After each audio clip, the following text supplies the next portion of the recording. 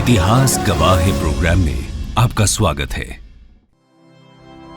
Study IQ IAS अब तैयारी हुई अफोर्डेबल।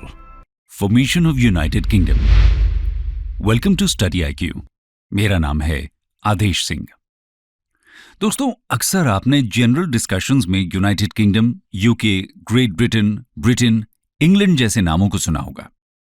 आम भाषा में इन सभी नामों का इस्तेमाल सिर्फ एक ही कंट्री के लिए किया जाता है, लेकिन वास्तव में ये सभी नाम अलग अलग जियोग्राफिकल बाउंड्रीज को इंडिकेट करते हैं। यूनाइटेड किंगडम दरअसल कई कंट्रीज का समूह है, जो कि इनमें से लार्जेस्ट यूनिट है। इसके अलावा इसको कॉमन भाषा में ब्रिटेन या यूके भी बोला जाता है। मेनलैंड यूरोप के नॉर्थ वेस्टर्न कोस्ट के पास लोकेटेड इस स्टेट में 4 कंट्रीज हैं, जो हैं इंग्लैंड, स्कॉटलैंड, वेल्स और नॉर्दर्न आयरलैंड। इन 4 कंट्रीज में से इंग्लैंड, स्कॉटलैंड और वेल्स एक ही आइलैंड पर लोकेटेड हैं, जिसको एक साथ ग्रेट ब्रिटेन बोला जाता है। यानी दोस्तों, ये ध्यान दें कि ब्रिटेन और ग्रेट ब्रिटेन अलग अलग ग्रुप्स हैं। ग्रेट ब्रिटेन में नॉर्दर्न आयरलैंड को ऐड कर दें तो इस ग्रुप को यूनाइटेड किंगडम या ब्रिटेन बोला जाता है। नॉर्दर्न आयरलैंड अलग ही आइलैंड पर बसा हुआ है, यानी 4 कंट्रीज में से सिर्फ नॉर्दर्न आयरलैंड ही ऐसी कंट्री है जिसकी land border Republic of Ireland के साथ जुड़ी हुई है। लेकिन रिपब्लिक ऑफ आयरलैंड अलग देश है, जो यूके का हिस्सा नहीं है। ओवरऑल देखें तो सबसे बड़ी यूनिट है यूनाइटेड किंगडम या यूके या ब्रिटेन। इस ग्रुप की सबसे छोटी यूनिट्स हैं 4 इंडिविजुअल कंट्रीज, जिसमें से 3 यानी इंग्लैंड, वेल्स और स्कॉटलैंड को मिला दें तो उसको हम ग्रेट ब्रिटेन बोलते हैं। यूनाइटेड किंगडम यानी यूके के अंतर्गत इन 4 कंट्रीज के आसपास में स्थित आइलैंड्स भी इंक्लूडेड हैं। यूके की कैपिटल है लंदन, जो यहां की लार्जेस्ट सिटी भी है। यूके एक पार्लियामेंट्री डेमोक्रेसी और कॉन्स्टिट्यूशनल मोनार्की है, यानी यहां की head of state queen Elizabeth II है। यह था एक ब्रीफ इंट्रोडक्शन, जहां हमने देखा कि इन सभी टर्मिनोलॉजीज का मीनिंग क्या है। लेकिन क्या आप जानते हैं कि ये कंट्रीज हमेशा से ही इस ग्रुप का हिस्सा नहीं थी? इन सभी कंट्रीज का अपना ही इतिहास रहा है और समय के साथ इनके बीच यूनियन हुआ और आज हम इनको यूनाइटेड किंगडम के नाम से जानते हैं। तो क्या था ओरिजिन यूनाइटेड किंगडम का? आज की इस कहानी में हम यही जानेंगे कि कब, किस तरह और किन हालातों में इनका यूनियन हुआ। दोस्तों, यूनाइटेड किंगडम का ओरिजिन जानने के लिए हम आपको ले चलते हैं 10वीं शताब्दी की शुरुआत में, जब एथलेस्टन नाम के एक किंग ने इंग्लिश डोमिनियन का गठन किया। आइए जानते हैं ब्रीफ में क्या थी इंग्लैंड के एक किंगडम बनने की कहानी। Origin of England. बात है 4th सेंचुरी AD की, जब ब्रिटेन में रोमन रूल का अंत हुआ। इस दौरान इस आइलैंड पर कई जर्मेनिक ट्राइब्स और एथनिक ग्रुप्स का एग्जिस्टेंस था, जैसे एंगल्स, सैक्सन्स, जूट्स, फ्रीसियंस एटसेट्रा। ये सभी ट्राइब्स वहां माइग्रेट होकर आई थी और आइलैंड के साउथ ईस्टर्न पार्ट में कॉन्सेंट्रेटेड थी। इन ट्राइब्स के आने के पहले भी वहां कुछ इंडिजिनस पॉपुलेशन थी, जिनको ब्रिटेन्स कहा जाता था। रोमन रूल के खत्म होने के बाद ब्रिटेन्स पर नॉर्थ की कुछ ट्राइब्स ने इन्वेजन कर दिया, जिसके चलते उनको साउथ के सैक्सन्स की मदद लेनी पड़ी। लेकिन इन्वेजन को सक्सेसफुली रोकने के बाद इन माइग्रेंट्स ने ब्रिटेन्स के खिलाफ ही जंग छेड़ दी और वहीं बस गए। कई सेंचुरीज तक ये सभी ट्राइब्स आपस में डोमिनेंस के लिए लड़ाई लड़ती रहीं।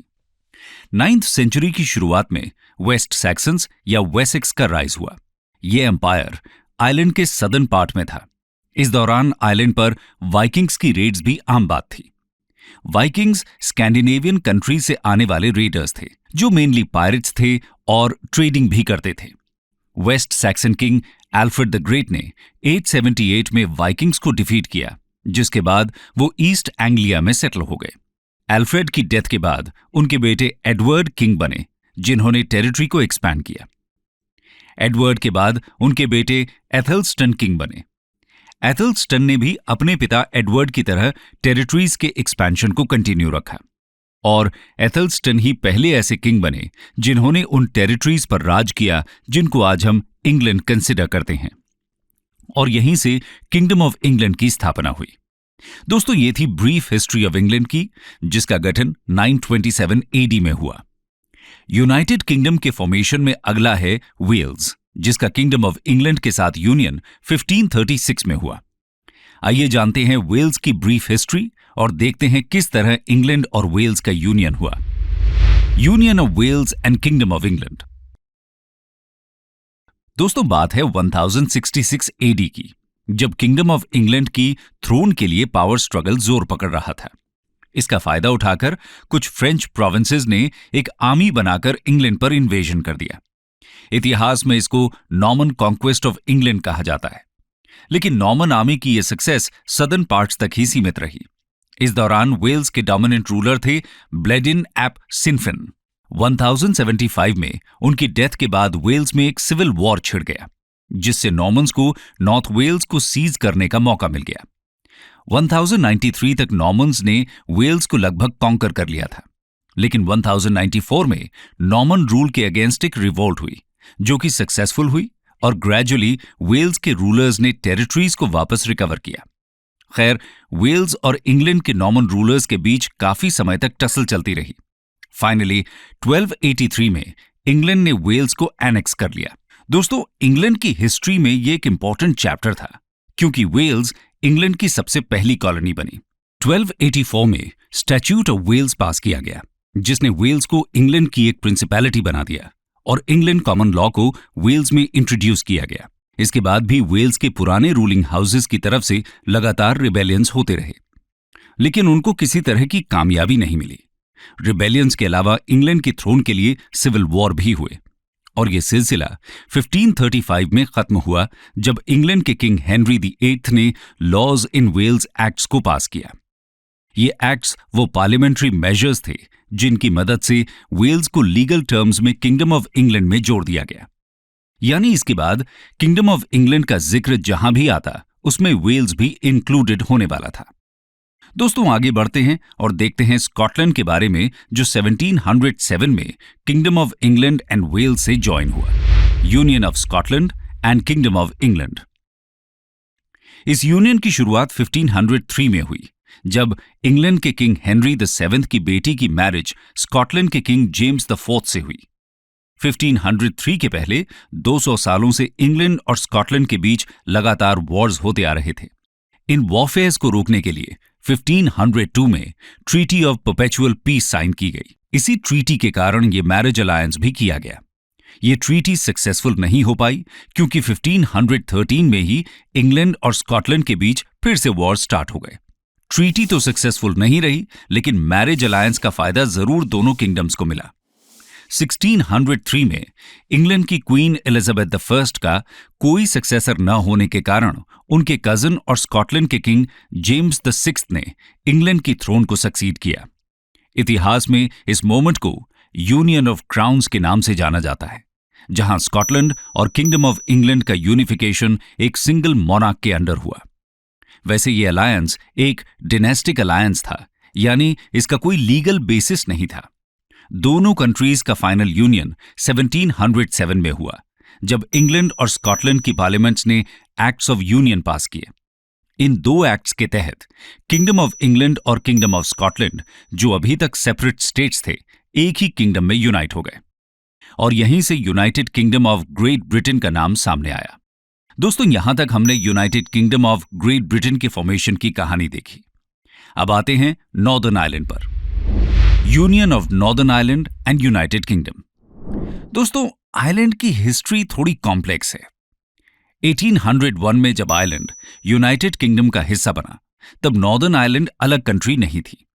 पूरा आयरलैंड ही यूनाइटेड किंगडम में शामिल हुआ। नॉर्दर्न आयरलैंड का फॉर्मेशन 1922 में हुआ, जब आयरलैंड का डिवीजन हुआ, और नॉर्दर्न आयरलैंड और रिपब्लिक ऑफ आयरलैंड का फॉर्मेशन हुआ। जैसा कि हमने पिछले सेक्शन में देखा कि 1066 में इंग्लैंड में नॉर्मन्स का इन्वेजन हुआ। 12th सेंचुरी तक आयरलैंड छोटे छोटे किंगडम्स में डिवाइडेड था, जो लगातार उस आइलैंड पर अपना आधिपत्य जमाने के लिए लड़ाई लड़ रहे थे।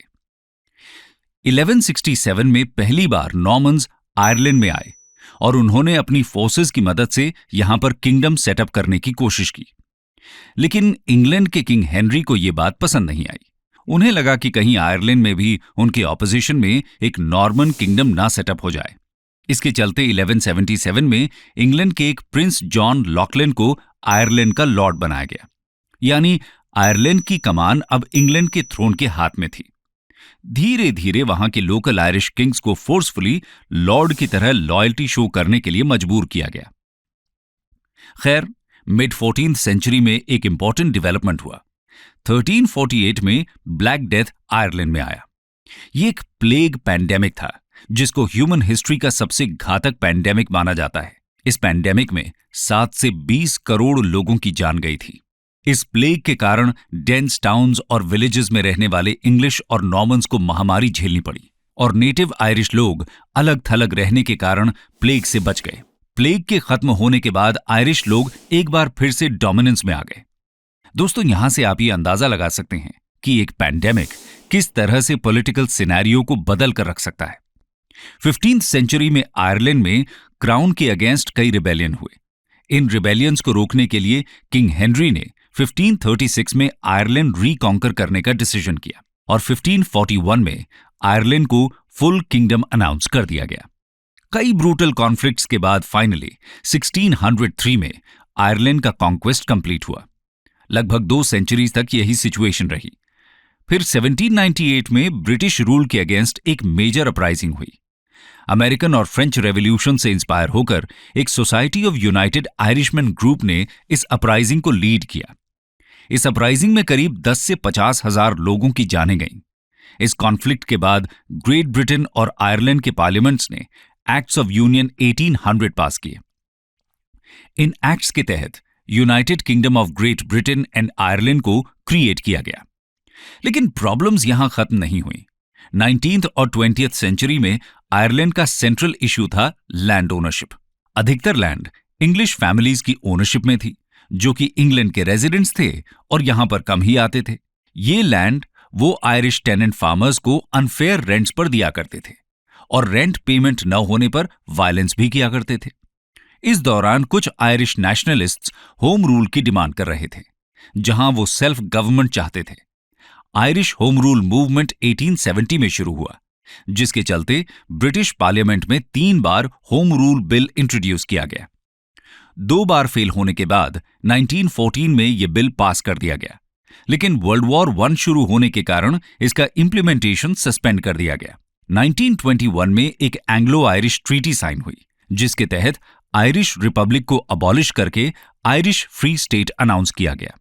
इस ट्रीटी में नॉर्दर्न आयरलैंड को यूनाइटेड किंगडम या आयरलैंड फ्री स्टेट दोनों में से किसी एक को चूज करने की परमिशन दी गई और वहां के लोगों ने यूनाइटेड किंगडम में रहने का फैसला किया। 1922 में इस ट्रीटी को दोनों पार्लियामेंट्स ने रैटिफाई किया और इस तरह United kingdom of great Britain and northern Ireland का फॉर्मेशन कंप्लीट हुआ। कंक्लूजन। दोस्तों, इस यूनियन के इस्टेब्लिश होने के बाद ये दोनों आइलैंड्स सेंचुरीज के बाद इंटरनल पीस और स्टेबिलिटी अचीव कर पाए।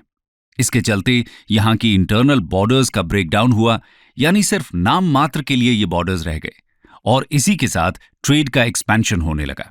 इंग्लैंड एक इंडिपेंडेंट पॉलिटिकल एंटिटी न होते हुए भी इस यूनियन में डोमिनेंट पोजीशन पर है।